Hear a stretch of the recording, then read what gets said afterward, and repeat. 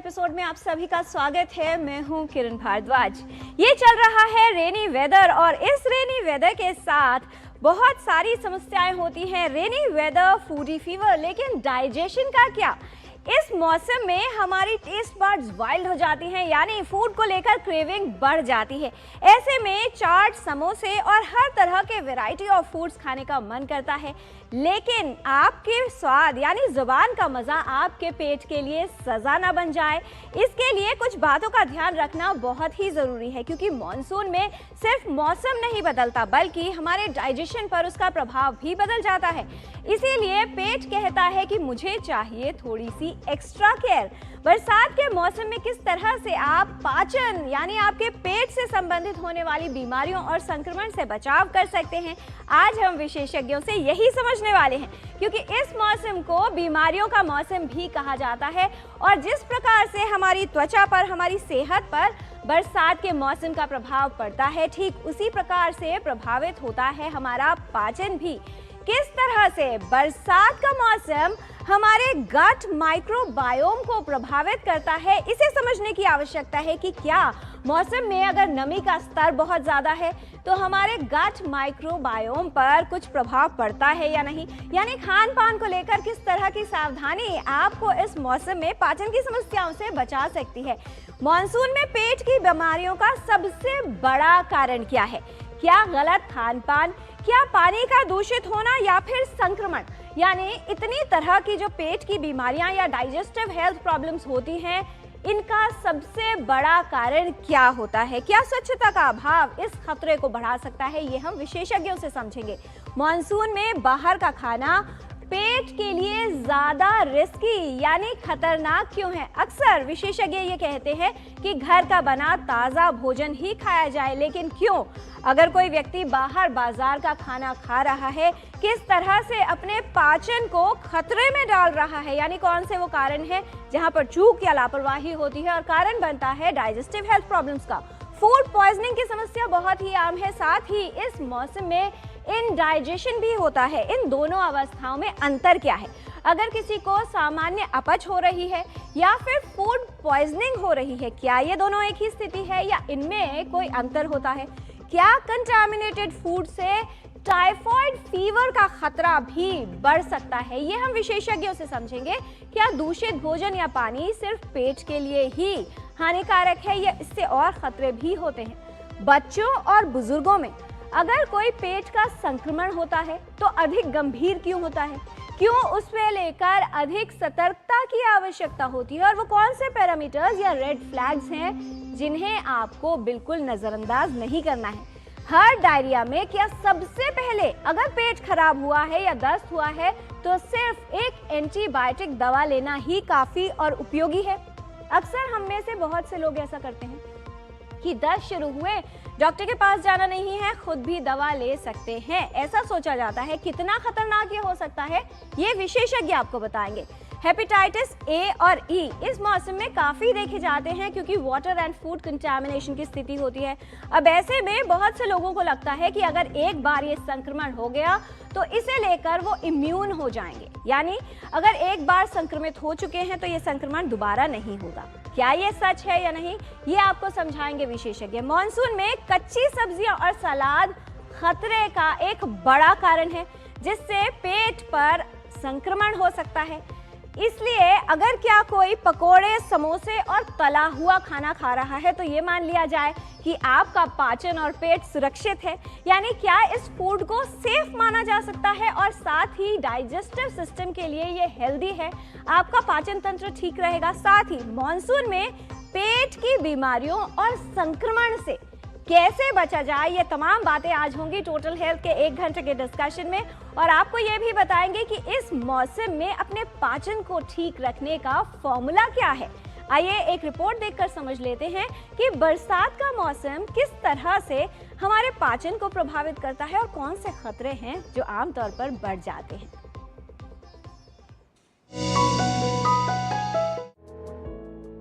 Monsoon आते ही मौसम सुहाना हो जाता है, लेकिन क्या आपका पाचन तंत्र भी इस मौसम का मजा ले रहा है? मॉनसून में उमस और नमी बढ़ने के साथ साथ खान पान में बदलाव होते हैं। बाहर का तला भुना खाना और दूषित पानी पाचन संबंधी परेशानियों का कारण बन सकता है।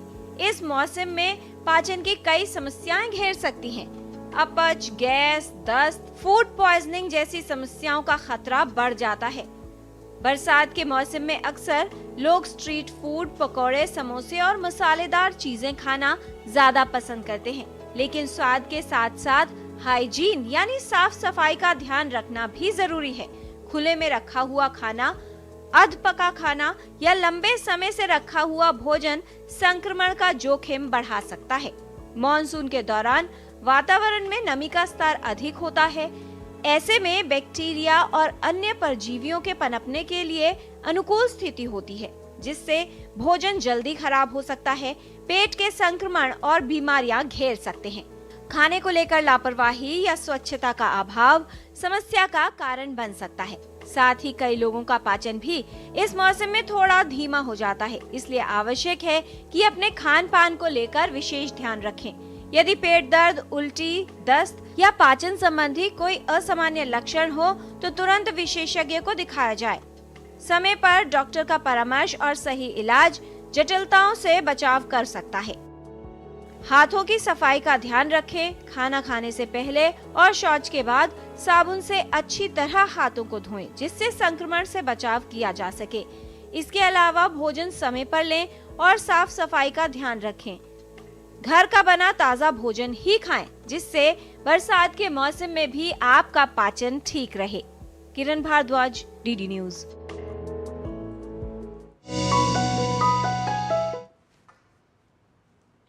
अगर इस मौसम में आपका पेट भी आपको SOS भेज रहा है तो आज का ये प्रोग्राम खास आपके लिए है, क्योंकि आज हम आपको बताएंगे, विशेषज्ञों से ये समझाएंगे कि किस तरह से आप इस मौसम में अपने पाचन को ठीक रख सकते हैं। वेदर जो है वो बहुत ही सुहाना है और ऐसे में सबका मन करता है कि बाहर से कुछ खा लिया जाए, लेकिन ये आपके पेट के लिए खतरा तो नहीं बढ़ा रहा, यानी मॉनसून वाइब्स ऑन है। लेकिन ऐसे में डाइजेशन प्रॉब्लम्स को कैसे ऑफ रखा जाए, यानी पेट की कोई समस्या ना हो, इसके लिए करना क्या है ये जान लेते हैं विशेषज्ञों से। इस विषय पर विस्तार से बात करने के लिए हमारे साथ उपस्थित है विशेषज्ञों का खास पैनल। उनसे आपका परिचय करा दें। हमारे साथ हैं doctor Govind Makharia, professor, department of gastroenterology, all India institute of medical sciences, new Delhi. बहुत स्वागत डॉक्टर गोविंद माखरिया आपका। आज के डिस्कशन में हमारे साथ हैं doctor Manisha Thakur, professor and head department of medicine from Safdarjung hospital. बहुत स्वागत डॉक्टर मनीषा। और किस तरह से बच्चों का पाचन प्रभावित होता है और कैसे बच्चों को सुरक्षित रखा जाए पाचन समस्याओं से इस मौसम में, ये बताने के लिए हमारे साथ हैं doctor Praveen Kumar, director, professor and head department of paediatrics from Kalawati Saran children's hospital and Lady Hardinge Medical College. बहुत स्वागत डॉक्टर प्रवीण आपका। आज का ये जो कार्यक्रम है वो सभी के स्वास्थ्य से संबंधित है, क्योंकि खाने का मज़ा सब लेना चाहते हैं, लेकिन कब वो सज़ा में तब्दील हो जाता है ये तब पता चलता है जब डॉक्टरों के चक्कर लगाने पड़ते हैं। ऐसा ना हो, इसलिए विशेषज्ञ को आज हमने यहाँ स्टूडियो में बुलाया है आपके सभी सवालों के जवाब देने के लिए, समस्याओं के समाधान के लिए और बचाव के उपाय जानने के लिए। इस विषय से संबंधित कोई भी अगर आपके प्रश्न है तो आप हमारे इन नंबर्स पर कॉल कर सकते हैं। 011 दिल्ली का STD कोड जो आपको लगाना है, नंबर है 23097648, 23097671 एंड 23097655। आप अपने प्रश्न ईमेल भी कर सकते हैं ddnewstotalhealth@gmail.com पर। तो आइए कोशिश करते हैं इस मौसम को आपकी सेहत के लिए, आपके पेट के लिए सुरक्षित बनाने की। विशेषज्ञ हमारे साथ हैं, उनसे जानकारी की शुरुआत करें। डॉक्टर गोविंद माखरिया, आपसे सबसे पहले हम ये समझना चाहेंगे कि उमस भरा मौसम है, सुहाना मौसम तो है और ऐसे में मन ललचा ही जाता है कि बाहर से कुछ अच्छा सा चटपटा, बहुत इंटरेस्टिंग कुछ खा लिया जाए, लेकिन जब तक घर लौटते हैं तब तक पता चलता है स्थिति सब बिगड़ जाती है, बदल जाती है। ये जो मौसम है हमारे पाचन तंत्र पर किस तरह से प्रभाव डालता है? क्या कोई बदलाव आता है हमारे डाइजेस्टिव सिस्टम में जब ह्यूमिडिटी बढ़ जाती है वेदर में? सबसे पहले thank you so much Kiran ji for this invite. पहले बता दूं कि हमारे शरीर में जो हमारा डाइजेस्टिव सिस्टम है इज़ वेरी स्ट्रॉन्ग, उसमें काफ़ी कैपेसिटी होती है डाइजेस्ट करने के लिए, और अंदर हमारे शरीर के अंदर कोई फ़र्क नहीं पड़ता अगर कोई मौसम के बदलाव हो तो। सबसे इम्पोर्टेंट होती है अगर मौसम का बदलाव हुआ, उसमें जो हमने खाना खाया या कुछ पानी पिया जो कि संक्रमित है, वो जो उसमें जो भी इन्फेक्टिव ऑर्गेनिजम्स हैं उससे हमारे शरीर को दिक्कत हो सकती है। सबसे पहली बात होती है कि अगर कोई भी इन्फेक्शन लगा है तो बॉडी का इम्यून सिस्टम उसको केयर करता है और हमारी बॉडी का immune system is very strong और हमारे पाचन तंत्र में पूरी जो सिस्टम में जो इम्यून सिस्टम है वो बहुत स्ट्रॉन्ग होता है।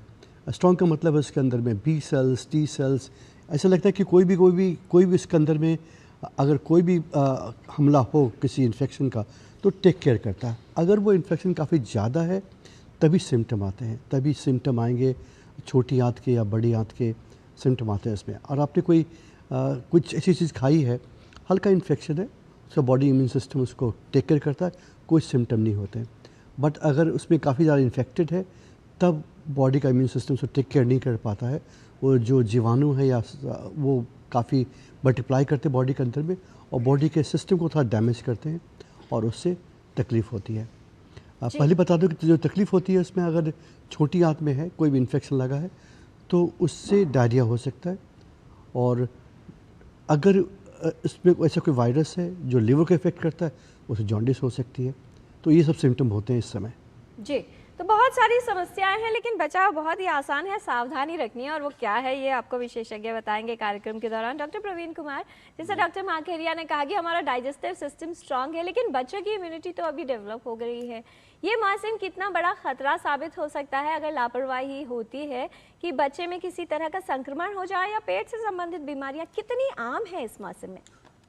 इस आम में डेफिनेटली जो है ये बरसात के मौसम में डायरिया और जो हमारे गट है उसकी प्रॉब्लम बढ़ जाती है, और बढ़ने का दो प्रमुख कारण है। जैसा हमें पता है कि बरसात के मौसम में जो वाटर है, वो पानी जो पीने का है, वो कंटामिनेशन होने के चांसेस ज़्यादा होते हैं और बच्चों में ये समस्याएं ज़्यादा दिखती है। हर साल हम लोग अपने हॉस्पिटल में भी देखते हैं कि बरसात के मौसम में डायरिया के केसेस बहुत सिग्निफिकेंटली इंक्रीज हो जाते हैं, और ये डायरिया जो है बच्चों में कई बार ख़तरनाक भी होता है, जैसे हमें मालूम है, बिकॉज इनमें डिहाइड्रेशन या जो निर्जलीकरण हिंदी में हम बोलते हैं, तो पानी की कमी होने की संभावना ज़्यादा होती है, क्योंकि बॉडी सरफेस एरिया के अनुसार जो है इन बच्चों में डिहाइड्रेशन का खतरा ज़्यादा होता है। जैसा डॉक्टर मखारिया सर ने कहा है कि इम्यूनिटी ज़रूरी है, और जब वयस्क हैं उनमें इम्यूनिटी थोड़ा बेहतर होता है, लेकिन बच्चों में ये इम्यूनिटी उतना ज़्यादा स्ट्रॉन्ग नहीं होता क्योंकि धीरे धीरे बनता है। और जैसे हमें पता है कि बच्चा एक नवजात शिशु से लेके 18 साल तक की उम्र के बच्चों को हम लोग देखते हैं, और ये पाते हैं कि जो पार्टिकुलरली जो बच्चे हैं और जो एडोलेसेंट्स हैं उनमें जो है बाहर से खाने की प्रवृत्ति थोड़ा ज़्यादा होती है, तो और भी ज़्यादा उनको रिस्क होता है। और दोनों तरह की समस्याएं हैं। कई बार जो है दस्त लगते हैं, जो पानी वाले दस्त होते हैं, कई बार खूनी पेचिश भी देखी जाती है इन बच्चों में, और फिर लीवर से रिलेटेड भी प्रॉब्लम देखी जाती है जो जॉन्डिस है। तो इन सब चीज़ों में सिग्निफिकेंटली वृद्धि होती है इस मौसम में, और ये बहुत ज़्यादा ज़रूरी है कि हम इसके लिए एहतियात बरतें और हम सचेत रहें ताकि इनसे हम बचाव कर पाएँ। जी, क्योंकि अगर छोटे बच्चों की बात की जाए, अगर 5 साल तक के बच्चों की, तो डायरिया उनमें कुपोषण का भी एक बड़ा कारण देखा जाता है, इसलिए सावधानी रखना बहुत ज़रूरी है। कार्यक्रम की शुरुआत में ही बहुत सारे ईमेल्स हमारे पास आ गए हैं। डॉक्टर मनीषा सुजाता जी का ईमेल है, वो ये पूछ रहे हैं कि फ्राइड फूड तो हम बाज़ार से साल भर खाते हैं, लेकिन फिर इस मौसम में ही क्यों कहा जाता है कि भाई बाहर से कटे फल सब्जियां न खाए जाएं? ऐसा क्या बदलाव है कि खतरा खास तौर पर बरसात के मौसम में होता है पेट की बीमारियों का? खतरा तो हर मौसम में होता है। अगर आपका जो फूड है वो स्टेल है, मतलब अगर इन्फेक्टेड है, तो मौसम से उसको कोई फ़र्क नहीं पड़ता। बरसात के मौसम में आपको इसलिए कहा जाता है कि ये जो मौसम है इसमें गर्मी और तापमान में थोड़ी आर्द्रता, नमी, दोनों चीज़ें रहती हैं। तो ये जो गर्मी और नमी जब होती है वातावरण में, तो बैक्टीरिया और वायरस जो होते हैं उनके पनपने के लिए बहुत ही अनुकूल समय होता है। तो वो बहुत ही जल्दी, किसी भी, अगर आपने थोड़ा सा भी फूड बाहर रख दिया, कोई भी खाना आपने 2-1 घंटे के लिए बाहर रख दिया, वो ठंड में अगर आप बाहर रखेंगे तो उसमें उतने जल्दी कीटाणु नहीं पनपते। लेकिन अगर आप इस मौसम में आपने 2-3 घंटे खाने को बनाकर बाहर रख दिया है और उसके बाद आप उसको इस्तेमाल कर रहे हैं, उसको आपने समोसे के अंदर आलू को भर के उसको किया है, तो उसमें ऑलरेडी कीटाणु पनप चुके हैं। तो उस की वजह से मतलब आर्द्रता और गर्मी की वजह से जो कीटाणु है उसके कारण आपका फूड जो है वो इन्फेक्ट हो गया है, इसलिए आपको सावधानी रखने की ज़रूरत है।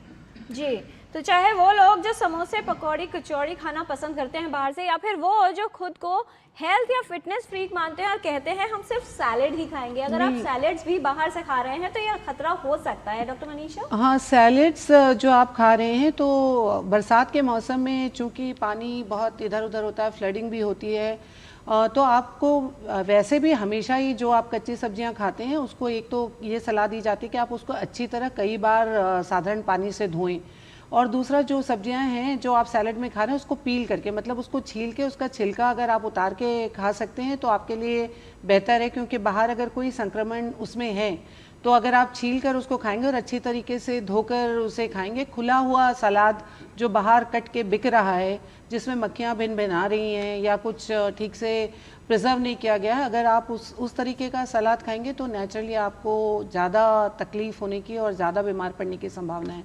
तो आप उसको ठीक से धोएं और बाहर से अगर आप पील कर सकते हैं तो उसको पील किया हुआ सैलेड खाएं।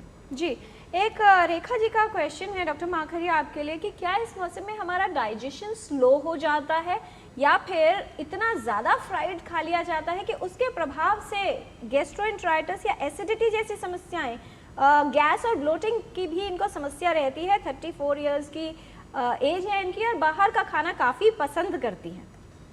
पहली बात बता दूं कि हमारे digestive system with weather change नहीं करता है, और पहले बताया मैंने कि हमारी जो कैपेसिटी है डाइजेशन करने की वो स्ट्रॉन्ग है, थोड़ी भी डैमेज हो तो उसका कोई इफ़ेक्ट नहीं होता।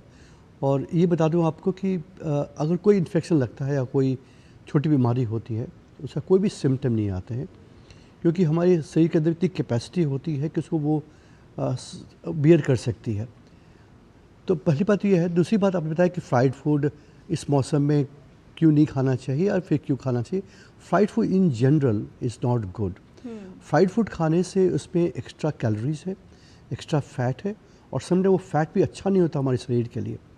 अगर एक दिन खाया तो कोई फ़र्क नहीं पड़ता, अगर वो हैबिट भी खा रहे हैं, लगातार खा रहे हैं, तो उसका काफ़ी डैमेज होगा, क्योंकि वो फैट और वो कैलोरीज एक्स्ट्रा ली आपने वो आपके शरीर में जमा होती है, उससे मोटापा बढ़ता है, लीवर में जमा होती है, और इस कारण से ये लॉन्ग टर्म पे इसका इफेक्ट आता है। शॉर्ट टर्म में इफेक्ट नहीं आता। अगर किसी को मोटापा भी है तो मोटापा लॉन्ग टर्म में आता है, एक दिन खाने से नहीं आता है। तो कभी खा भी लिया तो कोई बड़ी बात नहीं है, बट अगर वो रेगुलर हैबिट है तो उसे डेफिनेटली अवॉइड करना चाहिए। सबसे इम्पोर्टेंट है कि अपना वेट ना बढ़े, फैटी लिवर डिजीज़ जो होती है वो ना हो। ये प्रिवेंटिव एस्पेक्ट है, इसको हम बाद में ठीक नहीं कर सकते, इसको हम प्रिवेंट कर सकते हैं। जी, राकेश कुमार जी का एक ईमेल है डॉक्टर प्रवीण आपके लिए। 8-9 साल का इनका बच्चा है, कह रहे हैं कि बाहर की चीज़ें काफ़ी खाता है और जो उसका स्टूल का पैटर्न है वो 1-2 दिन में स्टूल्स आते हैं, तो क्या ये सामान्य है या इसे लेकर कुछ करना चाहिए, क्या एडवाइस करना चाहिए? जो 8 साल के उम्र में अगर 1-2 दिन में आता है तो ये तो कंस्टिपेशन को इंडिकेट करता है। तो अगर बच्चा 1-2 दिन के बाद अगर स्टूल पास कर रहा है और स्टूल करते समय जोर लगाने की ज़रूरत पड़ रही है तो वो ये कंस्टिपेशन का है। इन केसेस में ये ज़्यादातर देखा जाता है कि बाहर वाले फूड आइटम पे ज़्यादा ये होता है, क्योंकि फाइबर की मात्रा कम होती है, ज़्यादातर ये प्रोसेस्ड होते हैं, तो इनमें जो है ये प्रॉब्लम ज़्यादा होती है। तो ये डेफिनेटली है कि वो कभी कभी खाएं, लेकिन ये रूटीनली अगर ये खाते हैं तो उसे बदलाव करने की ज़रूरत है। जी, और बच्चे के खाने में फाइबर की मात्रा बढ़ा दी जाए, हो सकता है उससे डाइजेशन में सुधार हो। फिर भी नहीं अगर सुधार होता है तो विशेषज्ञ को दिखाना बहुत ज़रूरी है। डॉक्टर माखरिया, डायरिया तो एक बहुत ही कॉमन प्रॉब्लम है, इसके अलावा डिसेंट्री की भी बात होती है। किस तरह से इन दोनों ही अवस्थाओं में फ़र्क होता है, और इनके अलावा और कौन से संक्रमण हैं जो इस मौसम में ज़्यादा देखे जाते हैं बच्चों में, बड़े लोगों में? आई थिंक ये बहुत अच्छा प्रश्न है किरण। पहली बात देखिए कि डायरिया और डिसेंट्री में क्या डिफरेंस है। अगर स्टूल की फ्रिक्वेंसी बढ़ गई है, नॉर्मली हफ्ते में 3-4 स्टूल भी होते तो अच्छी बात है, अगर लेकिन हमारे कंट्री में मानते हैं कि स्टूल रोज़ होना चाहिए, वो भी सही है। अगर फ्रिक्वेंसी बढ़ गई पर डे, अगर आप 2-3-4 बार पर डे स्टूल जा रहे हैं, वो डायरिया है और इंक्रीज फ्रिक्वेंसी है। उससे इम्पोर्टेंट है कि स्टूल का जो स्टूल की जो कंसिस्टेंसी है, अगर वो लिक्विड है या वाटरी है, उससे ज़्यादा पानी है, वो डायरिया है। बहुत लोग ऐसे भी हैं कि जो शौच जाते 3 या 4 बार, बट वो डायरिया, उनका जो स्टूल होता है वो ड्राई होता है, राइट, वो डायरिया नहीं है, दैट्स अ कॉन्स्टिपेशन। सो पहली बात मान लें कि अगर डायरिया तब कहते हैं जब वाटर में, जब स्टूल में काफ़ी ज़्यादा लिक्विड की मात्रा बढ़ जाती है, तब वो डायरिया होता है। डिसेंट्री का मतलब है कि डायरिया कहीं भी हो सकता है, छोटी आंत में भी, बड़ी आंत में भी। डिसेंट्री का मतलब है कि वो बड़ी आंत से है और वो स्टूल थोड़ी मात्रा में होता है और उससे ब्लड हो सकता है, उसे हम डिसेंट्री कहते हैं। But overall both are diarrhoea. Dysentery तब कहते हैं जब उसमें ब्लड आ जाता है, तो उसे डिसेंट्री कहते हैं। और ये होते मोस्टली इन्फेक्शन से। दुनिया भर में हर एक व्यक्ति को एक न एक बार ये तकलीफ़ होती है। और हमारी कंट्री में जहाँ पे पानी कभी कभी स्वच्छ नहीं मिलता है, तो कुछ लोगों को वो तकलीफ़ बार बार होती है। तो ध्यान रखें कि पानी स्वच्छ हो, और पानी अगर बाहर जा रहे हैं आप, तो घर का पानी लेके जाएं जो साफ़ पानी होगा। बाहर का पानी दूषित हो सकता है, ये जरूर ध्यान में रखें आप जी। और कॉलेरा की स्थिति क्या है, किस तरह से प्रेजेंट कर सकती है ये डॉक्टर माखरिया? कॉलेरा का मतलब है कि अगेन सेम इन्फेक्शन है, कॉलेरा भी एक इन्फेक्शन है, और इन्फेक्शन से बॉडी में जो छोटी आंत है उससे काफ़ी वाटर का सिक्रेशन होता है। बिकॉज कॉलेरा का जो बैक्टीरिया है उस कारण से कुछ ऐसे प्रोटीन निकलते हैं, जिस कारण से हमारी छोटी आंत की जो झिल्ली होती है, अंदर की जो मिकोसा होती है, उससे काफ़ी पानी बाहर निकलता है छोटी आंत में, और वो पानी बाहर निकल करके बड़ी आंत में आता है। बड़ी आंत उसको ऑब्जॉर्ब करती है जितना भी ऑब्जॉर्ब कर सकती है, उसके बाद भी जो बच जाता है वो स्टूल में निकलता है। इस डायरिया में पानी तो होता ही होता है, साथ में सोडियम पोटासियम भी होता है। ये हमारे शरीर के लिए बहुत इम्पोर्टेंट है। अगर ये मान के चलें कि शरीर का पानी अगर निकल गया है तो डिहाइड्रेशन होगा, सोडियम कम हो जाएगा, पोटासियम कम हो जाएगा, उस कारण से बॉडी में वीकनेस होगी, प्यास काफ़ी लगेगी। अगर ये काफ़ी बढ़ गया तो यूरिन कम हो सकता है, और आदमी को हाइपोटेंशन या बीपी भी कम हो सकती है, और आगे वो रिस्की होता है। वो स्थिति अब नहीं आती है, बिकॉज अब काफ़ी अवेयरनेस बढ़ गई है, लोगों का मालूम चल चुका है कि अगर डायरिया है तो पानी पीना चाहिए, और पानी भी सादा पानी ना हो, अगर उसमें नमक डाल दिया जाए और चीनी मिला दी जाए तो और अच्छा होता है वो। जी, टोटल हेल्थ में आज हम बात कर रहे हैं कि किस तरह से बरसात के मौसम में बढ़ जाता है पाचन संबंधित समस्याओं और संक्रमण का खतरा, और कैसे किया जा सकता है इससे बचाव। समाधान समझेंगे विशेषज्ञों से, और आपको ये भी बताएंगे कि अगर किसी को डायरिया या दस्त की समस्या होती है, या पेट का कोई संक्रमण होता है जिसकी वजह से लूज स्टूल्स हो रहे हैं या वॉमिटिंग्स हो रही हैं, तो ऐसे में रेड फ्लैग्स क्या होनी चाहिए। ये तमाम जानकारी इस छोटे से ब्रेक के बाद। आप देखते रहिए डीडी न्यूज़।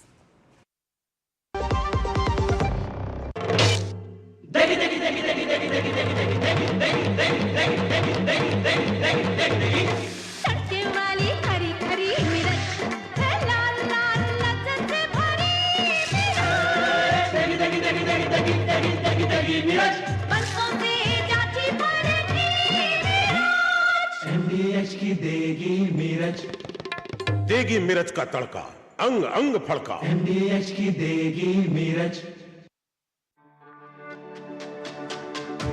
मेरी पसंद, मेरी पसंद,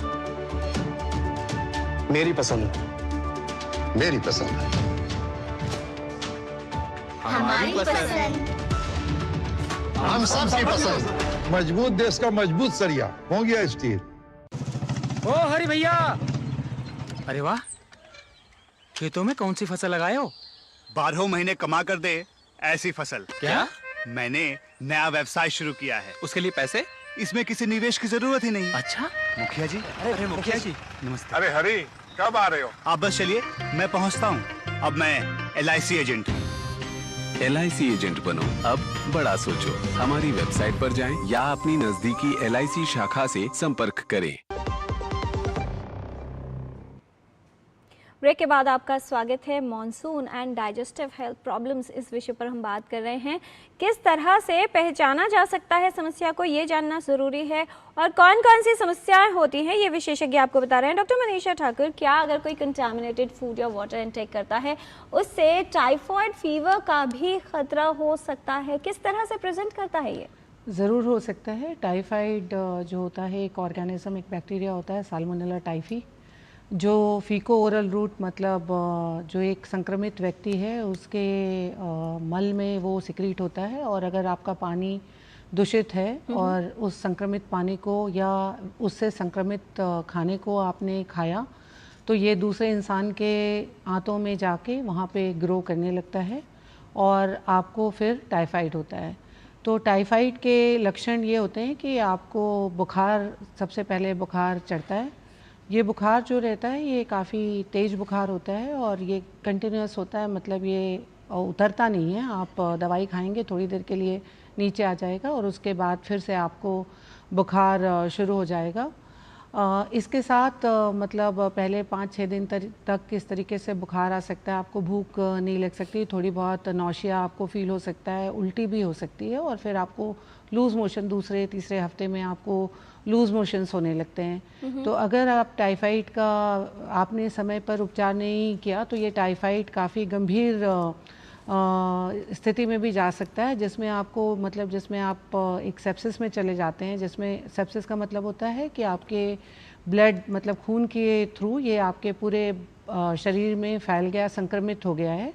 तो आपको फिर आपका हर ऑर्गन इससे इन्वॉल्व हो सकता है, जिसमें आपको दिमाग में बेहोशी, दिमाग अगर इन्वॉल्व हो गया तो बेहोशी हो सकती है, अगर आपके जॉइंट्स इन्वॉल्व हो गए तो उसमें अर्थराइटिस हो सकता है, पानी भर सकता है और अगर आपने ठीक से इसका इलाज नहीं कराया तो आपकी आंतों में जो अल्सर्स भी बन सकते हैं और ये अल्सर जो है वो रप्चर मतलब फट भी सकते हैं और एक्यूट एब्डोमेन जिसको हम कहते हैं, जिसमें फिर आपको ऑपरेशन करने की, आपकी जान बचाने के लिए आपको तुरंत ही ऑपरेशन करने की ज़रूरत पड़ सकती है और अगर आपने ठीक से ये इन चीज़ों का अर्ली ध्यान नहीं दिया तो मृत्यु होने की भी संभावना होती है। तो ये बड़ा खतरा बन सकता है, इसलिए शुरुआत से सतर्कता बरतने की आवश्यकता है। डॉक्टर माखरिया, ये जो बात डॉक्टर मनीषा कह रहे हैं कि टाइफाइड फीवर है क्योंकि फीवर से पहले प्रेजेंट करेगा, ये मौसम वायरस का भी मौसम है, हर दूसरे तीसरे व्यक्ति को बुखार है, क्या ये क्लियर कट आइडेंटिफाई करना कि बुखार का कारण जो है वो टाइफाइड ही है बहुत सरल होता है? कब सस्पेक्ट करना चाहिए और कब विशेषज्ञ को दिखाना चाहिए? ना, जैसे बताया अभी आपने कि अगर कोई इन्फेक्शन हो तो उसका एक लक्षण होता है कि बॉडी का इम्यून सिस्टम वो अपना टेम्परेचर आगे करता है, तो इसलिए बुखार होती है। बुखार इज अ प्रोटेक्टिव थिंग, बुखार होना अच्छी बात है। अच्छी बात मैं इसलिए कह रहा हूँ कि बुखार सिम्टम होना अच्छी बात है क्योंकि इसका मतलब है कि शरीर के अंदर कोई इन्फेक्शन है और बॉडी खुद उसका इम्यून सिस्टम उससे लड़ने की कोशिश करता है और कभी कभी तो मोस्ट ऑफ द टाइम जो इन्फेक्शन होती है वो वायरल इन्फेक्शन होती है। लाइक आजकल के दिनों में डेंगू फीवर या अदर इन्फ्लुएंजा काफ़ी कॉमन है। तो मोस्ट फीवर जो होती है इस मौसम में वो वायरल इन्फेक्शन से होती है और वो ठीक हो जाती है। 2-3 दिन लगते हैं इसमें या 3-4 दिन भी लग सकते हैं। अगर ये बुखार लंबा चले, बुखार काफ़ी तेज़ हो तो उसमें किसी डॉक्टर ज़रूर मिलें क्योंकि ये कहना डिफ़िकल्ट है कि बुखार टाइफाइड का है या फिर वायरस का है, ये कहना डिफ़िकल्ट है। बट ये लगता है कि अगर किसी को बुखार भी है, खांसी भी हो रही है, गले में दर्द है और छींक भी आ रही है, नाक से पानी आ रहा है, इसका मतलब है कि ये मोस्टली कि ये वायरल इन्फेक्शन है और वो 3-4 दिन में ठीक हो जाएगा।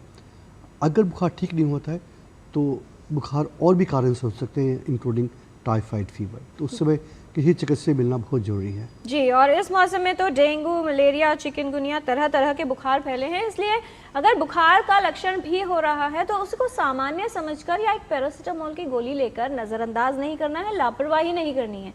विशेषज्ञ हैं, उनके पास जाइए और किस तरह से इलाज होगा ये उन्हीं से समझिए। डॉक्टर प्रवीण, बच्चों में अगर स्टमक इन्फेक्शन होता है जिसकी वजह से बच्चे को वॉमिटिंग हो रही है, डायरिया हो रहा है, ऐसे में रेड फ्लैग्स क्या होंगे, किस तरह की जटिलताएं हो सकती हैं और वो जटिलताएं ना हो जिसमें सबसे बड़ा जो है डिहाइड्रेशन का खतरा बच्चे में होता है, कैसे मैनेज करना चाहिए? क्योंकि बहुत से पेरेंट्स ऐसे होते हैं जिनको ये लगता है कि पहली बात कि अगर शिशु जो है छोटा है या ब्रेस्ट फीड कर रहा है उसे तो संक्रमण हो ही नहीं सकता और अगर हो गया है तो खाना पीना रोक दीजिए क्योंकि पेट को आराम मिलेगा तो संक्रमण जल्दी ठीक हो जाएगा। धन्यवाद, आपने 2-3 काफ़ी महत्वपूर्ण प्रश्न पूछे हैं। तो जो बच्चों में डायरिया होता है और उसमें जो सबसे बड़ी परेशानी वही है कि डिहाइड्रेशन है या पानी की कमी है। जैसा हमें मालूम है हर वर्ष भारत सरकार एक मूवमेंट चलाती है जो हम जून से लेके जुलाई के महीने तक होता है, जिसको हम बोलते हैं कि डायरिया कंट्रोल फोर्टनाइट थी पहले, अब जो है डायरिया के लिए हम पूरा महीने भर की प्रोग्राम चलाते हैं। तो यहाँ पे इस बात पे जोर दी जाती है कि हर 5 साल से कम उम्र वाले जो फैमिलीज हैं जहाँ पे बच्चे 5 साल से कम हैं, उनके घरों में ORS का एक पैकेट होना चाहिए। बिकॉज ये डायरिया किसी भी समय स्टार्ट हो गई तो उन्हें तुरंत ORS शुरू करना है, क्योंकि हमारा सबसे पहला जो महत्वपूर्ण कार्य है कि हमें डिहाइड्रेशन से बचाना है। दूसरी जो इम्पॉर्टेंट है कि अगर पानी वाला दस्त है वहाँ पे हमें डिहाइड्रेशन मैनेजमेंट ही मेन हमारा टारगेट होता है। और कुछ घर की जो चीज़ें हैं, नारियल पानी और इस तरह की चीज़ें आप दे सकते हैं।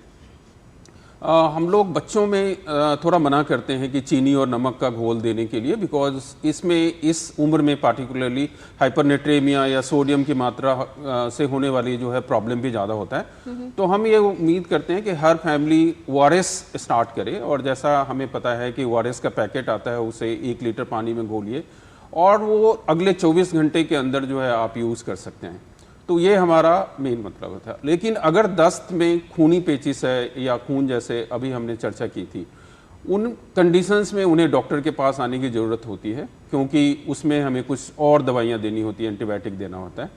तो और तीसरा जो महत्वपूर्ण जो हमारे लिए सलाह है, जो हर परिवार के सदस्य को जानना चाहिए कि अगर कोई दस्त लगे बच्चा और वो सुस्त दिखे या उसकी आंखें जो है लगे कि धंसने लगी है या बच्चा सुस्त है, अगर पेशाब की मात्रा कम हो रही है, ये जो है खतरे के संकेत हैं और इस स्थिति में उन्हें तुरंत हॉस्पिटल में जाना चाहिए।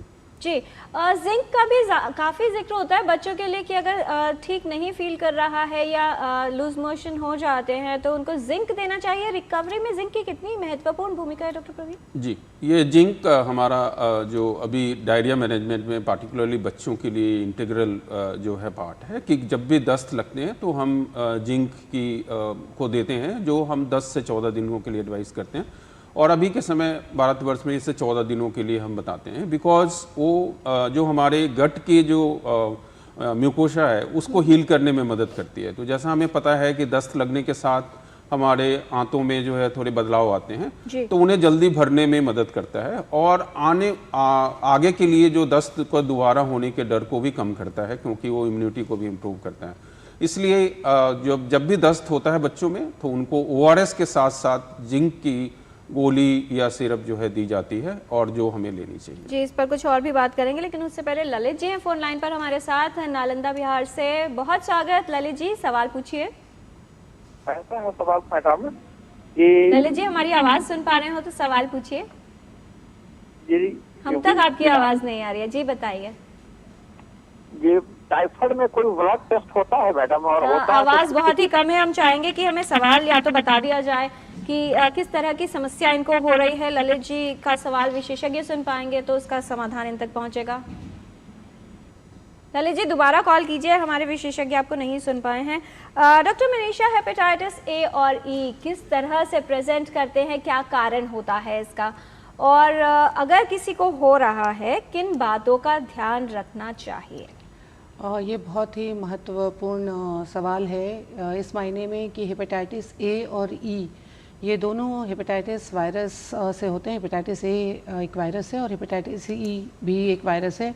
ये दोनों वायरस ही फीको ओरल कंटामिनेशन के थ्रू, जैसे मैंने पहले आपको बताया था टाइफाइड होता है, सेम मैकेनिज्म है कि संक्रमित व्यक्ति के मल में ये सिक्रीट होते हैं और दूषित पानी या खाना खाने से ये अगले अप्रभावित व्यक्ति के शरीर में चले जाते हैं। हेपेटाइटिस ए और ई होने से आँखों का रंग जो होता है, पहले तो जो संक्रमित व्यक्ति है उसको भूख बिल्कुल ख़त्म होने लगती है उसकी, उसको 1-2 दिन के लिए बुखार आ सकता है, फिर धीरे धीरे उसकी आँखों के रंग पीला होने लगता है, मतलब पीलिया दिखाई देने लगता है और साथ में बहुत उल्टियाँ होने लगती हैं उसे। कई बार इतनी उल्टियाँ होती हैं कि जो वो व्यक्ति है वो डिहाइड्रेट भी हो सकता है। और ए और ई का संक्रमण हो सकता है कि अगर दूषित पानी सप्लाई की वजह से है तो सिर्फ एक व्यक्ति ही उस परिवार का संक्रमित नहीं हो सकता है 3, 4, 5 उस परिवार के और उस मोहल्ले के तो व्यक्ति भी संक्रमित हो सकते हैं। तो अगर ऐसा कुछ है जिसमें काफ़ी सारे लोग एक साथ इन्वॉल्व हो रहे हैं, मतलब काफ़ी सारे लोग एक साथ एक जैसी समस्या से पीड़ित हैं, तो ये मान लेना चाहिए कि पानी की सप्लाई में प्रॉब्लम है और ए और ई हो सकता है। फिर आपको तुरंत अस्पताल में जाना है, बट उसके पहले अगर आपको उल्टी हो रही है फिर भी आपको ORS का पानी पीते रहना है। मतलब अगर आप ORS उल्टी में भी पीते हैं तो 70% जो है वो आपके स्टमक म्यूकोसा से एब्जॉर्ब हो जाता है। तो उल्टी होने पर अगर हम ये कहें कि हम खाना बंद कर देते हैं, अब हम भूखे रहेंगे और सिर्फ IV फ्लूइड लेके हमारा काम चलेगा, ये कंसेप्ट बिल्कुल निकाल दीजिए। आपको ORS पीना है, आप तरल पदार्थ और भी कुछ ले सकते हैं। और अगर आपको लगता है, जैसे अभी डॉक्टर प्रवीण ने बच्चों के बारे में बताया था, अगर आपको लगता है कि आपकी आंखें अंदर धंस रही हैं, स्किन बिल्कुल ही लूज़ होती जा रही है, आपका पेशाब कम हो रहा है, आपको सोडियम की कमी की वजह से क्रैम्प्स आ रहे हैं या आपको बेहोशी जैसे आने लगी है, आपको तुरंत अस्पताल आ जाना चाहिए। एक और महत्वपूर्ण बात यह है कि हेपेटाइटिस सी, अगर प्रेगनेंसी, अगर कोई गर्भवती महिलाएं हैं और उनको हेपेटाइटिस ई हो गया, तो गर्भवती महिलाओं में हेपेटाइटिस होने में ज़्यादा खतरा होता है, माँ को भी और होने वाले बच्चे को भी। मतलब ये देखा गया है कि इस अवस्था में अगर हेपेटाइटिस से इन्फेक्शन होता है तो अंदर, गर्भ के अंदर बच्चे की मृत्यु होने की भी संभावना हो सकती है। तो अगर कोई गर्भवती महिला है, उसको इस तरीके से कोई उल्टी हो रही है और अगर उसकी आँखों का रंग पीला है, तो मेरी ये सलाह है कि आप उसे घर में ना रखें और उसे तुरंत ही चिकित्सक की सलाह दी जाए। जी डॉक्टर माखरिया, आमतौर पर पेट के इन्फेक्शंस या ज़्यादातर जो बीमारियां हैं उनके लक्षण दो तरह से प्रेजेंट करते हैं। पेट में दर्द होगा, उल्टी होगी और लूज मोशंस होंगे। और लूज मोशंस के लिए कौन सी दवा खानी है ये सबको पता है। क्या हर तरह या किसी भी तरह के इन्फेक्शन में एंटीबायोटिक्स का सेवन कर लेना उपयोगी और प्रभावशाली होता है? क्या कहना चाहेंगे, जो आमतौर पर आजकल हर दूसरा तीसरा व्यक्ति करता है? इन्फेक्शन मैंने बताया कि दुनिया भर में हर एक व्यक्ति को एक न एक बार एक्यूट इन्फेक्शन होता ही होता है। वो अगर पेट में हो तो डायरिया हो सकता है, अगर लंग्स में हो तो निमोनिया या फिर वायरल फीवर हो सकती है। सबसे इम्पोर्टेंट कि जितने भी इन्फेक्शंस हैं दुनिया भर में जो एक्यूट होते हैं वो वायरल होते हैं, और उसका जो टाइम पीरियड होता है कि पहले अगर इन्फेक्शन हुआ है तो पहला लक्षण होता है कि बॉडी का इम्यून सिस्टम के कारण से बुखार होती है। उसको बुखार होना एक अच्छा लक्षण है कि बॉडी खुद ट्राई करती है कि इसके इन्फेक्शन को ख़त्म कर दिया जाए। अगर ये वायरल इन्फेक्शन है तो हम क्यों लें एंटीबायोटिक्स? एंटीबायोटिक लेना अच्छी बात है, but with advice of physicians. अगर किसी जगह से कह रहे हैं कि नो एंटीबायोटिक इम्पॉर्टेंट है इस इन्फेक्शन में, जरूर लेनी चाहिए। बट देखा गया है कि मोस्ट ऑफ द इन्फेक्शन जो होता है वो वायरल, जैसे निमोनिया है या फिर वायरल इन्फेक्शन, वायरल फीवर हुई, तो क्यों देंगे एंटीबायोटिक इसमें? और एंटीबायोटिक लेना का नुकसान बहुत ज़्यादा होता है, पैसे तो खर्च होते ही होते हैं। इसके अलावा जो एंटीबायोटिक ले रहे हैं, हमारा गट बैक्टीरिया जो कि हमारे शरीर के लिए बहुत इम्पॉर्टेंट है, वो चेंज होता है और इसलिए और भी साइड इफ़ेक्ट्स होते हैं। इसलिए बिना बात के एंटीबायोटिक का लेना काफ़ी जो कॉमन अपनी कंट्री में, उसे कम करना चाहिए। हर एक व्यक्ति को सोचना चाहिए कि एंटीबायोटिक लेने से पहले एक जरूर बिना चिकित्सक से, कभी डायरिया हुआ, एक दवा घर में रखी वो खा लिया आपने, वो एंटीबायोटिक है, वो नहीं करना चाहिए। क्योंकि एंटीबायोटिक के साइड इफ़ेक्ट भी होते हैं और हमारे गट की जो माइक्रोबायोटा है जो वो भी काफ़ी चेंज होता है उससे। जी, इसीलिए अगर विशेषज्ञ ये कहते हैं कि एंटीबायोटिक की ज़रूरत है, कितनी डोज में दी जाती है, कितने समय के लिए दी जाती है, उसी मात्रा में आपको खानी है। ऐसा नहीं कि डॉक्टर ने एक बार दवा दी और परिवार में किसी अन्य सदस्य को दी और जब आपको लगा कि आपको भी उसी तरह की समस्या है तो आपने खुद ही दवा लेना शुरू भी कर दिया और एक दवा के बाद जब लगा कि समस्या ठीक है तो उसे बंद भी कर दिया। जिंक की बात हो रही थी डॉक्टर माखरिया, बड़ों की रिकवरी में भी क्या जिंक की भूमिका होती है? आजकल लोगों को सप्लीमेंट्स खाने का भी बड़ा शौक है, तो उनको लगता है कि अगर अभी वीकनेस आ गई है, सप्लीमेंट्स लिए तो जल्दी एनर्जी भी आ जाएगी। इसकी शायद ज़रूरत नहीं है। अगर आप संतुलित खाना खा रहे हैं तो हमारा खाना, जो थाली का खाना होता है, घर का जो खाना होता है, वो पूरी तरह से सारी जितनी कमी है, जितने विटामिन्स हैं, मिनरल्स हैं, उससे मिल जाते हैं। अगर आपका खाना सही नहीं है तब ये कमियां हो सकती है। जी डॉक्टर प्रवीण, जो स्कूल जाने वाले बच्चे हैं, हम लोगों ने ये तो बात की कि आजकल जो फूड की शेल्फ लाइफ है वो कम हो जाती है, क्योंकि अगर प्रिपेयर्ड फूड भी है और जैसे आलू जैसी सब्जियां होती हैं या इस तरह की चीज़ें हैं, जल्दी ख़राब होने की संभावना होती है। बच्चों को टिफ़िन भी लेकर जाना होता है स्कूल में, जो पानी कैरी कर रहे हैं बॉटल, बाहर से ना लें पानी, उसका कितना ध्यान रखना है। और साथ ही जो टिफिन कैरी कर रहे हैं उसे लेकर सावधानी रखने की कितनी आवश्यकता है? ऐसा ना हो कि बच्चे को गर्म खाना पैक करके दिया और जब तक उसका लंच ब्रेक या रिसेस हुई तब तक खाना खराब हो चुका था। जी, ये ज़रूरी है जानना हमारे लिए। तो जैसा आपने बताया है, और इस मौसम में जैसे हमें पता है कि दूषित पानी एक बहुत बड़ा कारण है हमारी जो भी गट की समस्याएं होती है। तो ये तो बिल्कुल इम्पॉर्टेंट है। जैसे डॉक्टर मखारिया सर ने भी पहले बताया कि पानी की बोतल हम घर से लेके जाएं और सेफ़ वाटर हम यूज़ करें, ये सबसे ज़्यादा ज़रूरी है। सेकंड, जो आपने टिफ़िन की बात करी है, तो जैसा हमें पता है कुछ फूड आइटम होते हैं वो जल्दी ख़राब होते हैं, कुछ फूड आइटम होते हैं जो उतना ज़्यादा ख़राब नहीं होते हैं, है ना। तो हमें उस तरह के फूड आइटम यूज़ करना है जो अगले 3-4 घंटे में जो है ख़राब नहीं हो, और कोशिश करनी है कि पका हुआ होना चाहिए। वेल कुक फूड आइटम जो होते हैं उनको ख़राब होने का उतनी ज़्यादा संभावना नहीं होती है। बाहर से खाने को ज़रूर रोकना चाहिए, बिकॉज कोई भी स्ट्रीट फूड है उसमें कंटामिनेशन होने की ज़्यादा संभावना होती है, बिकॉज वो जो वाटर यूज़ करते हैं या बाकी जो यूज़ करते हैं या जो वहाँ पे काफ़ी टाइम से वो रखा होता है, क्योंकि वो एक साथ प्रिपेयर नहीं करते, तो काफ़ी देर तक स्टोर्ड होता है उनके पास जो आइटम होते हैं, तो वो उसमें जो है संक्रमण की संभावना ज़्यादा होती है। तो हर तरह की कंटामिनेशन, जो बैक्टीरियल हो या बाकी कंटामिनेशन हो, उसकी संभावना बहुत ज़्यादा होती है। इसलिए ज़रूरी है कि घर से बना हुआ चीज़ों को वो कैरी करें, लेके जाएं, और जितना संभव हो ताज़ा खाना खाने की जो है हमें कोशिश करनी है। जी, इसीलिए बच्चे को टिफिन में घर से खाना बनाकर भेजिए, जिससे उन्हें बाहर से कुछ खरीद कर खाने की जरूरत ना पड़े। कोलकाता से मनीष कुमार जी है हमारे साथ फोन लाइन पर। स्वागत है आपका मनीष जी, पूछिए सवाल। मेरा डॉक्टर मखारिया से क्वेश्चन है कि मैं ऑलरेडी कॉन्स्टिपेशन। मनीष जी, आपकी आवाज हम तक नहीं आ रही है, सवाल पूछें जी। हाँ, मैं कलकत्ता से बोल रहा हूँ। डॉक्टर मखारिया से मेरा प्रश्न है, मैं 10 साल से कॉन्स्टिपेशन पेशेंट हूँ। जी, क्या जानना चाह रहे हैं मनीष जी? महेश केजरीवाल कलकत्ता से, 62 एज है मेरा। डॉक्टर मखारिया से मेरा अनुरोध है जी कि मैं कॉन्स्टिपेशन पेशेंट हूँ लास्ट 15 ईयर से। जब बरसात के समय जब आता है तो मेरे को कॉन्स्टिपेशन और ज्यादा बढ़ जाता है, और ऑलरेडी IBS पेशेंट हूँ। मैं Cremaffin plus medium frequently Cremaffin plus की 5 से 7.5 ml, उसके साथ में इसोपोल गर्म पानी में मिला के लेता हूँ। Despite of this taking medicine pet clear नहीं होता है। सुबह सुबह कभी कभी मेरे को डल्कोलेक्स सपोजिटरी भी लगाना पड़ता है, कभी कभी मैंने महीना में एक बार बरसात के सीजन में। तो मैं आपसे इसका समाधान चाहता हूँ, और इसके मैं हेल्थ कॉन्शियस हूँ, उसके बावजूद भी आपका टोटल हेल्थ प्रोग्राम मैं मोस्टली 15 साल से देख रहा हूँ। मैं नोटिंग भी करता हूँ कि प्रोबायोटिक भी लेना चाहिए IBS के लिए, वो सब मैंने बहुत सारे मैंने नक्शा भी किया है। काफी चीजें ट्राई कर चुके हैं आप?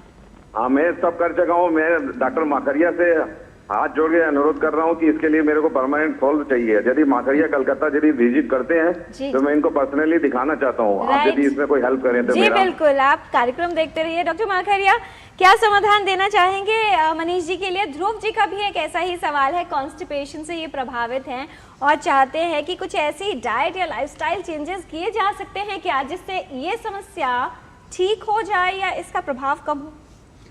मनीष जी, पहले तो नमस्कार आपको। पहली बात देखें कि कॉन्स्टिपेशन, अगर किसी व्यक्ति को स्टूल पर डे हो रहा है तो वो कॉन्स्टिपेशन नहीं है। पहली बात तो ये कि कॉन्स्टिपेशन बहुत कॉमन बीमारी है, दुनिया भर में 10% लोगों को कॉन्स्टिपेशन होती है। और उसे व्हाट ए परसीव कॉन्स्टिपेशन कि स्टूल तो पास हो रहा है लेकिन लगता है कि वो इनकम्प्लीट हुआ है, दैट्स नॉट कंप्लीट। तो एक परसेप्शन है, और परसेप्शन के कारण कुछ बीमारियाँ होती है।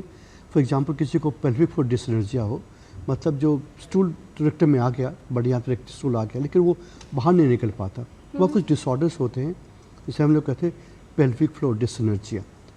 उस कारण से भी स्टूल होने के बाद भी लगता है कि वो अभी भी इच्छा रहती है उसकी कि स्टूल का कंप्लीट नहीं हुआ है। ये बीमारी हो सकती है मनीष जी को, और उन्हें लोकल किसी फिजिशियन से या गैस्ट्रोएंटरोलॉजिस्ट से मिलना चाहिए कोलकाता में, और उसके कुछ टेस्ट भी हो तो टेस्ट भी करने चाहिए। बट ये देख लें, अगर किसी को स्टूल नॉर्मल पास हो रहा है डिस्पाइट टेकिंग लिक्विड ड्रग जो बताई डॉक्टर इन्होंने बताई या फाइबर लिया, तो वो सही है। I mean it's very very common problem. ये दवाइयाँ सही हैं, इसमें कोई इशू नहीं है। बट अगर फिर भी परसेप्शन रह रहा है तो उन्हें किसी चिकित्सक से मिलना चाहिए, आई मीन स्पेशली गैस्ट्रोएंटरोलॉजिस्ट से, कि वो उनका देख लें कि उनका पेल्विक फ्लोर ठीक है और वहाँ कोई एब्नॉर्मलिटी नहीं है। अगर पेल्विक फ्लोर में कुछ दिक्कत आती है तो एक थेरेपी होती है जिसका नाम है बायो फीडबैक, वो कर सकते हैं। जी, और जो ध्रुव जी का सवाल था कि क्या सिर्फ लाइफस्टाइल चेंजेस से और डाइट में मॉडिफिकेशन से भी ये समस्या ठीक हो सकती है? यस, पर सबसे पहले समझना है कि अगर स्टूल रोज़ आ रहा है तो वो कॉन्स्टिपेशन नहीं है, ये समझना बहुत ज़रूरी है। हमें सिखाया गया बचपन से ही कि स्टूल को 2 बार जाना चाहिए, 3 बार जाना चाहिए पर डे। वो शायद सही नहीं है। आप दुनिया भर में देखेंगे, लाइक फॉर एग्जांपल अमेरिका में चाहे यूरोप में, अगर स्टूल हफ्ते में 2-3 बार भी हो गया तो वो नॉर्मल है। रोज़ अगर स्टूल नहीं भी जाते तो कोई बड़ी बात नहीं है उसके लिए। और ये हमें खुद समझने की ज़रूरत होती है इसके लिए। हम समझें कि अगर स्टूल पर डे नहीं आए तो इट्स नॉट ए प्रॉब्लम। लेकिन अपने खाने में थोड़ा फाइबर बढ़ा दें, थोड़ी सब्जियां ज़्यादा ले लें, या फिर अगर फ्रूट्स अफोर्ड कर सकते हैं तो फ्रूट्स ले लें, उससे बॉडी का फाइबर मिल जाता है और स्टूल ठीक होता है। जी, ऐसे तमाम लोग जिनके दिमाग में ये जो है चिंता बनी रहती है कि कहीं उनको कब्ज़ की समस्या तो नहीं हो गई है। डॉक्टर माखरिया, आपके स्टेटमेंट से एक बड़ी राहत की बात है उन तमाम लोगों के लिए कि अगर डेली स्टूल पास नहीं भी हो रहा है तो ये मान के ना बैठ जाएं कि आपको कब्ज़ या कॉन्स्टिपेशन है। ये समझ लें कि अगर आप कंफर्टेबल फील कर रहे हैं, स्टूल नॉर्मल है और डाइजेशन ठीक है तो सब कुछ ठीक है। छोटी छोटी धारणाएं जटिलताओं को बढ़ने से रोक सकती हैं, बशर्ते उसके विषय में सही जानकारी हो। कुछ और जानकारी लेंगे विशेषज्ञों से एक छोटे से ब्रेक के बाद। आप देखते रहिए टोटल हेल्थ, हम जल्द हाजिर होते हैं। सस्ते वाले दाल मसाले स्वाद हुआ बेकार, MDH की हल्दी मिर्ची धनिया करे कमाल। ये रंग दे, ये खुशबू दे, ये तीखा, ये कम पड़े, क्या निराला MDH मसाला। जरा सी हंसी दुलार जरा सा, the taste of India। जरा सी अनबन प्यार जरा सा, the taste of India। यही तो अमूल है, स्वाद इंडिया का, यही तो अमूल है, taste of India, taste of India। जब धरती चीर कर निकलता है लोहे का पत्थर और मिलता है मोंगिया के जोश से, फिर तपता है, पिघलता है और बनता है फौलाद। अब होता है सरिया सारी खूबियों के साथ। मोंगिया स्टील, मजबूत देश का मजबूत सरिया। ब्रेक के बाद आपका स्वागत है टोटल हेल्थ में। बरसात के मौसम में कैसे आप अपने पाचन का ख्याल रख सकते हैं, ये विशेषज्ञ आपको बता रहे हैं। फिलहाल फोन लाइन पर हमारे साथ जेनिफर हैं, नई दिल्ली से कॉल कर रहे हैं। जेनिफर, स्वागत आपका। क्या जानना चाहते हैं आप? हाँ, डॉक्टर गोविंद से 64 ईयर ओल्ड हैं और 100% वेजिटेरियन है और कोई फीवर भी नहीं है, और उनको 3-4 दिनों से ऐसा हो रहा है कि खाना खाने के बाद 10 मिनट बाद लूज जाने का ध्यान होता है और सेमी सॉलिड लूज पास होता है। तो क्या प्रिकॉशन लिया जाए? और मतलब कि अभी 4-5 दिन से ही है, 3-4 दिनों से जब खाना खा लेते हैं उसके 10 मिनट बाद लूज आने का ध्यान होता है और जब लूज आते हैं तो वो सेमी सॉलिड टाइप का होता है। ठीक है, मतलब डाइजेशन अफेक्टेड लग रहा है। डॉक्टर माखरिया, बहुत संक्षिप्त में क्या कहना चाहेंगे? लगता है कि कोई जी इन्फेक्शन है उनको और होपफुली वो ठीक होना चाहिए। एंटीबायोटिक ना लें, अभी 1-2 दिन और वेट कर लें। अगर सिम्टम परसिस्ट करते हैं तो कहीं जरूर मिले, किसी चिकित्सक से मिले, वहाँ पे किसी डॉक्टर से मिले और उनसे सलाह करें। मैं बताना चाहूँगा। डॉक्टर मनीषा, एक ईमेल है, इंदु भट्ट जी का ईमेल है, 64 इयर्स की इनकी एज है और कह रही हैं कि एसिडिटी की समस्या काफ़ी टाइम से इनको रहती है, एसिड रिफ्लक्स लगता है, क्या किया जा सकता है ऐसे में? एसिडिटी एक बहुत ही मिसनोमर और बहुत ही कॉमनली यूज्ड शब्द है, जिसका मतलब समझना इस तरीके से थोड़ा मुश्किल है जब तक आप पेशेंट को ना मिलें। बट इन जनरल अगर आपको क्या कहते हैं छाती में जलन की समस्या हो रही है और आपको ऐसा लगता है कि आपकी ये जलन गर्दन तक पहुंच रही है या आपको पेट में दर्द हो रहा है खाने से जिसमें आराम मिलता है, तो उसको हम एसिडिटी कहते हैं। और अगर आपको बहुत समय से एसिडिटी है तो आई एम 100% श्योर कि ये ज़रूर कोई ना कोई दवाई लेते होंगे और शायद उसके बाद भी ये ठीक नहीं हो रहा। अगर आपकी एसिडिटी बहुत सारी दवाइयाँ लेने के बाद भी परसिस्टेंटली रह रही है तो फिर आपको उसकी वजह ढूंढने की ज़रूरत है। तो सबसे पहले तो एक कॉमन है कि एक आपके गॉल ब्लैडर में अगर स्टोन होता है तो भी आपको इस तरीके की डिस्पेप्सिया होता रहता है और वो फिर दवाइयों से ठीक नहीं होता। तो आपको एक अपने गॉल ब्लैडर में स्टोन है या नहीं वो देखना होगा। दूसरा, आप का अगर इस एसिडिटी की समस्या दवाई लेके ठीक नहीं है तो मैं ये कहूँगी कि फिर आपको एक एंडोस्कोपी करा लेनी चाहिए कि कहीं और कुछ आपके अंदर है, मतलब एच पाइलोरी एक इन्फेक्शन होता है जिसका एक स्पेसिफिक तरीके का इलाज होता है जी। तो आप सिर्फ एक सिंपल सी दवाई खाएंगे तो वो नहीं ठीक होगा, तो उसके लिए फिर आपको एंडोस्कोपी करा के देखना पड़ता है और अगर वो बीमारी निकलती है तो उसका एक पर्टिकुलर तरीके से इलाज होता है, वो करना होगा। और तीसरा ये है कि अगर आपको एसिडिटी है और आप दूसरी कई तरह की दवाइयाँ खा रहे हैं, जैसे आप शुगर है आपको और उसमें आप ग्लिप्टिन्स खा रहे हैं, अगर आपको कहीं जोड़ों में दर्द है, आप NSAIDs या दर्द की दवाइयाँ खा रहे हैं, तो अगर आप या कोई आप आयुर्वेदिक दवाइयाँ खा रहे हैं या कोई ऑल्टरनेटिव मेडिकेशन आप ले रहे हैं साथ में, तो या आप बहुत ज़्यादा कॉफ़ी या टी लेते हैं बहुत ज़्यादा, या आप कोई और तरीके की एडिक्शन भी है आपको, तो ये सब भी को एग्जिस्टेंट फैक्टर हो सकते हैं जो ये इंडिकेट करते हैं कि दवाई खाने के बाद भी शायद आपकी बीमारी ठीक नहीं हो रही। तो आपको एक मल्टी डिसिप्लिनरी अप्रोच की तरह देखना होगा और एंडोस्कोपी आपको एक अल्ट्रासाउंड ज़रूर करा लेना चाहिए। जी डॉक्टर प्रवीण, बच्चों के लिए क्या कहना चाहेंगे कि वैक्सीनेशन अगर बच्चों को पूरी हुई है तो क्या उनको स्टमक इन्फेक्शन से और दूसरे तरह के पेट की जो समस्याएं हैं उनसे कुछ राहत मिल सकती है? इम्यूनाइजेशन या वैक्सीनेशन हमारे लिए बच्चों के लिए जो है काफ़ी ज़रूरी है, लेकिन साथ साथ वैक्सीनेशन हर इन्फेक्शन को प्रिवेंट नहीं कर सकता, ये भी हमारे लिए समझने की ज़रूरत है।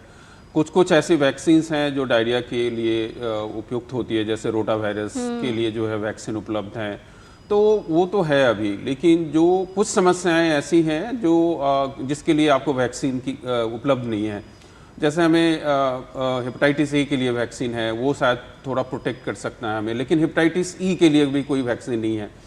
तो वैक्सीनेशन ज़रूरी है, लेकिन साथ साथ जो जितनी चीज़ों पे हमने चर्चा की कि हमारा पीने का पानी साफ़ होना चाहिए, हमें अपने हाथों की सफाई रखनी है, हमें खाने के पहले अपने साबुन से हाथ धोना है, ताज़े खाने खाने हैं, इन चीज़ों का तो तब भी ज़रूरत पड़ेगा, बिकॉज ये वैक्सीनेशन हर बीमारी से आपकी बचाव नहीं कर सकता जी। और इनको भी वैक्सीनेशन की तरह ही समझें, चाहे नवजात शिशु को ब्रेस्ट फीड या एक्सक्लूसिव ब्रेस्ट फीड कराने की बात हो, क्योंकि उसको भी शिशु के लिए पहला टीकाकरण ही कहा जाता है। इसलिए छोटी छोटी बातें हैं जिनका ध्यान रखना है, जो बड़ा बदलाव ला सकते हैं बच्चे को सेहतमंद रखने के लिए। टोटल हेल्थ में आज हम बात कर रहे हैं बरसात के मौसम में कैसे रखा जाए अपने पाचन का ख्याल, डाइजेस्टिव हेल्थ का ख्याल, और विशेषज्ञों का खास पैनल हमारे साथ doctor Govind Makharia, doctor Manisha Thakur, doctor Praveen Kumar. कुछ और जानकारी लेते हैं विशेषज्ञों से रैपिड फायर क्वेश्चंस राउंड के माध्यम से, यानी छोटे सवाल और बहुत छोटे जवाब। पहला सवाल डॉक्टर माखरिया आपसे कि क्या हर स्टमक की बीमारी यानी पाचन तंत्र की हर बीमारी मानसून में संक्रमण के कारण ही होती है? यस। अगर किसी का खाना बहुत टेस्टी है जो बाजार का अक्सर लगता है, डॉक्टर मनीषा, ये भी माना जाए कि वो हाइजेनिक है? इसकी कोई गारंटी नहीं है जी। जो बच्चे ब्रेस्ट फेड होते हैं यानी स्तनपान कर रहे हैं जो शिशु, उन्हें स्टमक इन्फेक्शंस नहीं हो सकते? डॉक्टर प्रवीण? डेफिनेटली ये कम होता है, बट नहीं होना ये सही नहीं है जी। क्या food poisoning, gastroenteritis and indigestion तीनों एक ही है? नहीं, वो अलग अलग चीज़ हैं जी। टाइफाइड एंड कॉलरा इन्फेक्शंस काफ़ी ज़्यादा इस मौसम में बढ़ते हैं, क्या इनके लिए कुछ किया जा सकता है डॉक्टर मनीषा? बिल्कुल किया जा सकता है, ये बढ़ते हैं। कॉलेरा तो अब कम हो गया है क्योंकि लोग थोड़ा साफ पानी पीते हैं। टाइफाइड की वैक्सीन आती है, 2 साल में आप उसको ओरल वैक्सीन भी अवेलेबल है तो वो आप ले सकते हैं। पानी आप साफ पिए, अपना बॉटल लेके जाएं और बॉटल की भी सफाई रखें। ये नहीं कि आप बॉटल लेके जा रहे हैं उसमें रोज़ पानी भरते जा रहे हैं और जहाँ से आप पानी पी रहे हैं उसकी उस जो माउथ है उसको साफ़ करना बहुत ज़रूरी है। और ऐसा कोई फूड मतलब ताज़ा बना हुआ खाना खाएं, उसको ज़्यादा देर न रखें, हाइजीनिक जगह से हाथ धोकर प्रिकॉशन रख के खाना खाएं तो आपको नहीं होगा। अगर बच्चे को डायरिया है तो क्या उसका फीड बंद कर देना चाहिए? ये बिल्कुल ही गलत है, क्योंकि ऐसा देखा गया है कि अगर आप खाना जारी रखते हैं तो दस्त जो है जल्दी रुकने की संभावना होती है। तो खाना रोकना जो है बच्चे को कुपोषित बनाएगा और उसके कुपोषण को बढ़ाएगा, तो ये सही नहीं सलाह है। डॉक्टर माखरिया, पेट की कोई भी समस्या हो, अगर उसमें डायरिया है तो उसका एक समाधान है एंटीबायोटिक? एकदम नहीं, एक समाधान है वो ORS। फ्राइड फूड क्या ज़्यादा सेफ होता है doctor Manisha? Fried food comparatively अगर आप कटा हुआ कुछ खा रहे हैं उससे थोड़ा सेफ है, क्योंकि फ्राई करने से थोड़े बैक्टीरिया वगैरह वो मर जाते हैं। लेकिन अगर स्टफ्ड फ्राइड फूड आप खा रहे हैं और उसमें से पहले से ही फूड स्टेल्ड है, मतलब ख़राब हुआ है, तो फिर सेम पॉसिबिलिटी है। क्या आप संदेश देना चाहेंगे डॉक्टर प्रवीण, बच्चों को इस मौसम में कैसे उनके पाचन को ठीक रखा जा सकता है और बच्चों को स्वस्थ रखा जा सकता है? मैसेज बड़ा सिंपल सा है, साफ पानी पिएं, ताज़ा खाना खाएं, जो चीज़ें कच्ची चीज़ें नहीं खाएं और अच्छे से धो के खाएं, और खाने के पहले, शौच के बाद साबुन का ज़रूर ही प्रयोग करें। डॉक्टर मनीषा, आपका संदेश, क्या किया जाए पाचन समस्याओं से बचाव के लिए? एक वाक्य में क्या कहना चाहेंगी? शुद्ध पानी, ताज़ा खाना और घर का खाना। जी doctor Makharia, filter water, RO water या बॉइल्ड वाटर, क्या है सेफ, और साथ ही आपका संदेश? ये तीनों सही है। आई मीन वाटर सेफ होना चाहिए, फिल्टर किया तो वो भी अच्छा है। और संदेश यही है कि स्वच्छ पानी पिएं और वाटर बॉटल जरूर लेके जाएं। एक मुहिम चले पूरी कंट्री में कि जब काम पे जाएं तो अपना पानी साथ लेके जाएं। बहुत धन्यवाद इस तमाम जानकारी के लिए doctor Praveen Kumar, doctor Manisha Thakur, doctor Govind Makharia. विस्तार से आपने बताया है कि कैसे बरसात के मौसम में भी अपने पाचन को स्वस्थ रखा जा सकता है और क्या सावधानियां पालन करनी है। और इसीलिए छोटी छोटी बातों का आपको ध्यान रखना है, क्योंकि जब रेन वाइब्स ऑन हो तो आपका स्टमक न हो अपसेट, इसके लिए ताज़ा खाना, फिल्टर्ड यानी प्योर वाटर, जिससे आपका डाइजेशन रहे परफेक्ट। तो बरसात के मौसम का मज़ा तो लीजिए, लेकिन अपने पेट की सेहत यानी डाइजेस्टिव हेल्थ के साथ समझौता मत कीजिए। छोटी छोटी बातों का ध्यान रखिए और इस मौसम में भी सुरक्षित रहिए, तभी आपका डाइजेशन जब होगा ठीक तो होगा हेल्दी डाइजेशन। Happy monsoon. आज के कार्यक्रम में इतना ही। हमारी पूरी टीम को दीजिए अनुमति। नमस्कार।